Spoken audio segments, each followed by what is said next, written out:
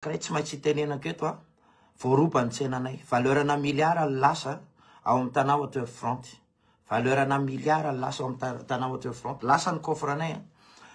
aiza ianareo zany ianareo zay nilaza fa hiaro ny vahoaka sy ny fananany ianareo zay nilaza fa hanakana ny olona le ny grevy ny sakananareo fa mifandrobana tsy sakananareo aiza zany nareo afeninaiza zany miaramila aloha amin'izao fotoana izao aiza nareo no afeninareo miaramila milaza nareo fa hoe tsisy azafady général Ravalomanana azafady ianao anisan'ny resaka hoe tsy misy vahoaka maresy miaramila zany aiza ary zany avoay le izy ary nareo fa manino nareo ny andeha hiady amin'ny vahoaka fa tsy miady amin'ny mpandroba le mpandroba andana edivanareo dia andana toerinareo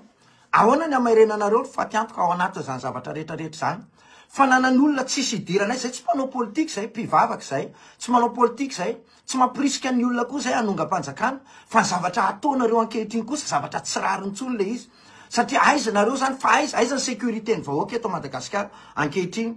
potika ny fananany olona rehetrarehetra tsy amin'ny sécurité ny olona avelanareo iglabana ny mpangalatra avelanareo iglabana ny mpandroba hitanareo reo mahitinareo am'izao tsika miresaka zao fa aizinareo maninareo tsy mivoaka any amin'ny camp-nareo any maninareo raha mivoaka dia mandehanareo manenjika an'ireo mpangalatra eo adiny roa ve ny olona mangalatra mamaky trano dia nareo ve misircule fotsiny nareo polisy anakany olona hipie olona andropa olona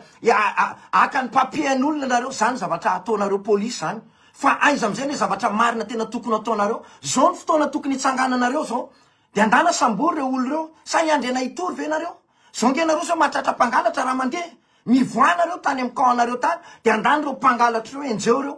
fa ino ny ty ataonareo aloha tsy rary ny zavatra ataonareo tsy rary zavatra ataon'ny fanjakana